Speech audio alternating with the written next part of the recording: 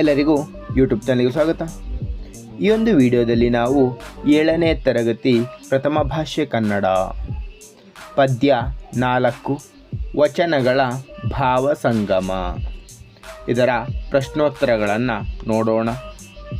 ಪದಗಳ ಅರ್ಥ: ಹರಿದ ಕಿತ್ತು ಹೋಗಿರುವ, ಗೋಣಿ ಸೆಣಬಿನ ಚೀಲ, ಕಳವೆ ಭತ್ತ, ಇರುಳು ರಾತ್ರಿ, ಸುಂಕ ತೆರಿಗೆ, ಅಂಧಕಾರ ಕತ್ತಲೆ, ತಿಮಿರ, ಪ್ರಭೆ ಕಾಂತಿ, ಪ್ರಕಾಶ, ನಿಂದಕರು ನಿಂದಿಸುವವ, ಬೈಯುವವ, ಏಡಿಸಲು ಛೇಡಿಸು, ಚೇಷ್ಟೆ ಮಾಡು, ಕುತರ್ಕ ನ್ಯಾಯವಿಲ್ಲದ ಮಾತು, ಪಥ ಮಾರ್ಗ ದಾರಿ, ವ್ರತ ನಿಯಮ, ಪೂಜೆ ಧಾರ್ಮಿಕ ಅನುಷ್ಠಾನ, ಬಟ್ಟೆ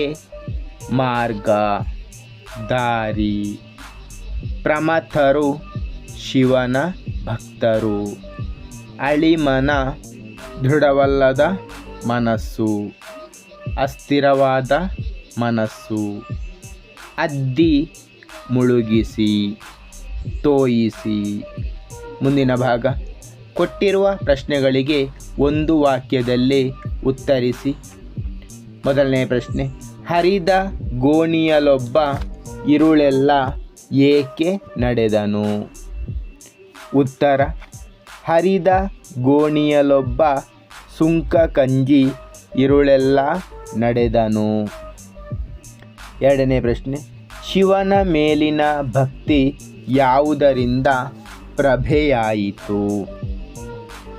ಉತ್ತರ: ನಿಂದಕರ ನುಡಿಯಿಂದ ಛೇಡಿಸಲು ಶಿವಭಕ್ತಿಯ ಪ್ರಭೆಯಾಯಿತು.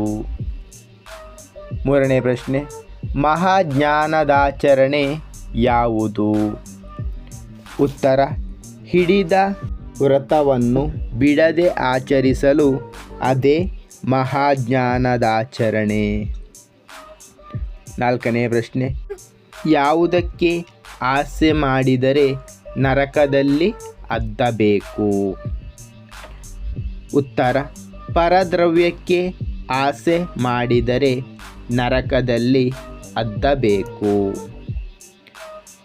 ಐದನೇ ಪ್ರಶ್ನೆ: ಹೊನ್ನು ವಸ್ತ್ರ ಎಲ್ಲಿ ಬಿದ್ದಿದ್ದರೆ ಕೈ ಮುಟ್ಟಿ ಎತ್ತುವುದಿಲ್ಲ? ಉತ್ತರ: ಹೊನ್ನು ವಸ್ತ್ರ ದಾರಿಯಲ್ಲಿ ಬಿದ್ದಿದ್ದರೆ ಕೈ ಮುಟ್ಟಿ ಎತ್ತುವುದಿಲ್ಲ. ಮುಂದಿನ ಭಾಗ: ಕೊಟ್ಟಿರುವ ಪ್ರಶ್ನೆಗಳಿಗೆ 2-3 ವಾಕ್ಯದಲ್ಲಿ ಉತ್ತರಿಸಿ. ಮೊದಲನೇ ಪ್ರಶ್ನೆ: ಶಿವಾಚಾರದ ಪಥವನ್ನು ತೋರಿಸಲು ಏನು ಮಾಡಬೇಕು? ಉತ್ತರ: ಶಿವಾಚಾರದ ಪಥವನ್ನು ತೋರಿಸಲು ಈ ರೀತಿ ಮಾಡಬೇಕು. ಬೇರೆಯವರ ಹತ್ತಿರ ನ್ಯಾಯವಲ್ಲದ ಮಾತುಗಳನ್ನು ಆಡಬಾರದು, ಅನ್ಯಾಯವನ್ನು ಮಾಡಬಾರದು. ಎರಡನೇ ಪ್ರಶ್ನೆ: ನಡೆನುಡಿಗಳ ಬಗೆಗೆ ಮುಕ್ತಾಯಕ್ಕನ ಅಭಿಪ್ರಾಯವೇನು? ಉತ್ತರ: ನಡೆ ನುಡಿಗಳ ಬಗೆಗೆ ಮುಕ್ತಾಯಕ್ಕನ ಅಭಿಪ್ರಾಯವೇನೆಂದರೆ ಕೆಟ್ಟ ನುಡಿಗಳನ್ನು ನುಡಿಯಬಾರದು ಹಾಗೂ ಕೆಟ್ಟ ನಡೆಗಳ ನಡೆಯಬಾರದು. ಮುಂದಿನ ಭಾಗ: ಕೊಟ್ಟಿರುವ ಪ್ರಶ್ನೆಗಳಿಗೆ 5-6 ವಾಕ್ಯಗಳಲ್ಲಿ ಉತ್ತರಿಸಿ. ಮೊದಲನೆಯ ಪ್ರಶ್ನೆ: ಜೇಡರ ದಾಸಿಮಯ್ಯನವರು ಅಳಿಮನದವನ ಭಕ್ತಿಯನ್ನು ಹೇಗೆ ತಿಳಿಸಿದ್ದಾರೆ? ಉತ್ತರ: ನಾವು ಎಲ್ಲ ವಸ್ತುಗಳ ಮೇಲೆ ಸುಂಕ ಅಂದರೆ ತೆರಿಗೆಯನ್ನು ಕೊಡಬೇಕು. ಒಬ್ಬ ವ್ಯಕ್ತಿ ಸುಂಕ ಕೊಡಬೇಕೆಂದು ಹರಿದಿರುವ ಗೋಣಿ ಚೀಲದಲ್ಲಿ ಕಳವೆ ಅಂದರೆ ಭತ್ತವನ್ನು ತುಂಬಿಕೊಂಡು ರಾತ್ರಿ ಪೂರ ನಡೆಯುತ್ತಾನೆ. ಕೊನೆಗೆ ಭತ್ತವೆಲ್ಲ ಚೆಲ್ಲಿ ಹೋಗಿ ಬರೀ ಖಾಲಿ ಗೋಣಿಚೀಲ ಮಾತ್ರ ಅವನಿಗೆ ಉಳಿಯುತ್ತದೆ. ಅದೇ ರೀತಿ ಅಳಿಮನದವನ ಭಕ್ತಿ ಅಂದರೆ ದೃಢವಿಲ್ಲದವನ ಭಕ್ತಿ ಹೀಗೆಯೇ ಆಗುತ್ತದೆ ಎಂದು ಜೇಡರ ದಾಸಿಮಯ್ಯನವರು ತಿಳಿಸಿದ್ದಾರೆ. ಎರಡನೆಯ ಪ್ರಶ್ನೆ, ಆಶೆ ಆಮಿಷಗಳಿಂದ ಮುಕ್ತರಾಗುವ ಬಗೆಯನ್ನು ಸತ್ಯಕ್ಕ ತನ್ನ ವಚನದಲ್ಲಿ ಹೇಗೆ ವ್ಯಕ್ತಗೊಳಿಸಿದ್ದಾಳೆ?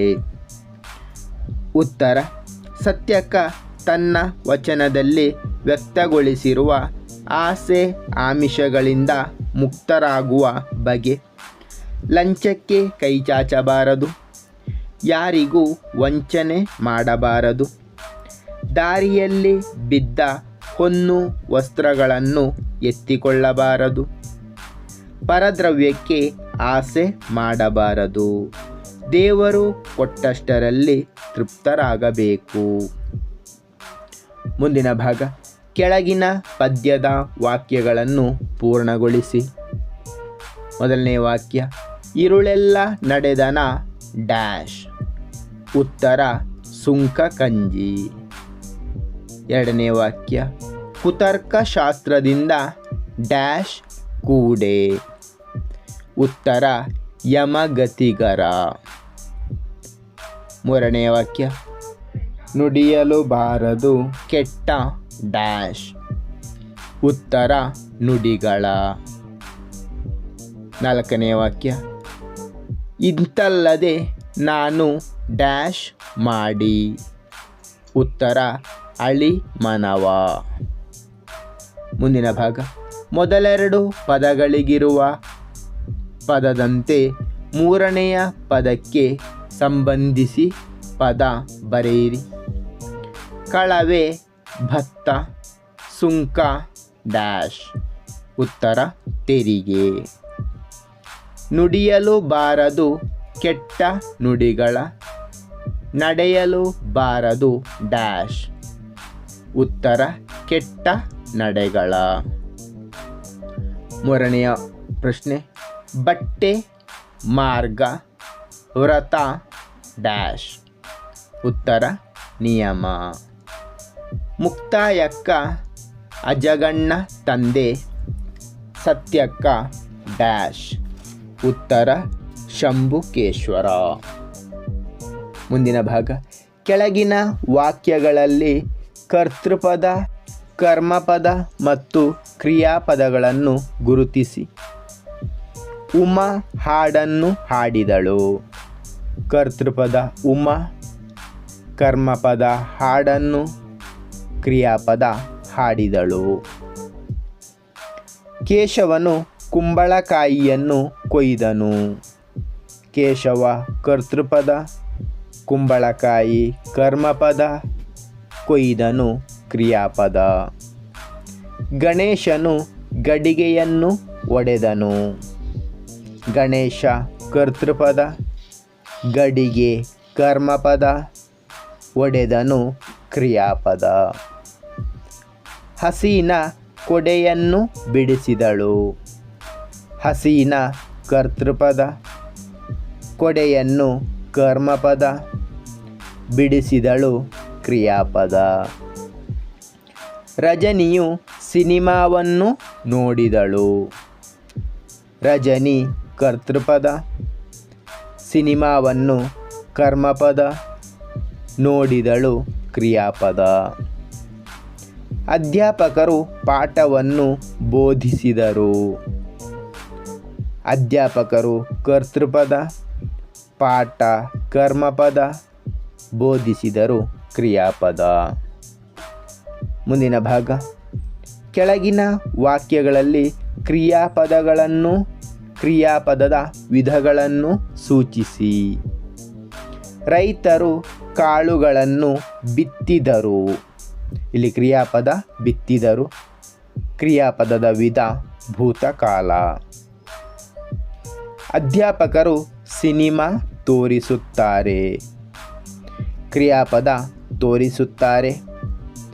ಕ್ರಿಯಾಪದದ ವಿಧ ವರ್ತಮಾನ. ನನ್ನ ಅಕ್ಕ ಬಾವ ಮುಂದಿನ ತಿಂಗಳು ಬರುವರು. ಕ್ರಿಯಾಪದ ಬರುವರು. ಕ್ರಿಯಾಪದದ ವಿಧ ಭವಿಷ್ಯತ್ ಕಾಲ. ಬೆಳಗ್ಗೆ ಕೋಳಿ ಕೂಗುತ್ತದೆ. ಕ್ರಿಯಾಪದ ಕೂಗುತ್ತದೆ. ಕ್ರಿಯಾಪದದ ವಿಧ ವರ್ತಮಾನ. ಧನ್ಯವಾದಗಳು. ಇಷ್ಟವಾದರೆ ಲೈಕ್ ಮಾಡಿ, ಶೇರ್ ಮಾಡಿ. ಹೆಚ್ಚಿನ ವಿಡಿಯೋಗಳಿಗಾಗಿ ಚಾನಲನ್ನು ಉಚಿತವಾಗಿ ಸಬ್ಸ್ಕ್ರೈಬ್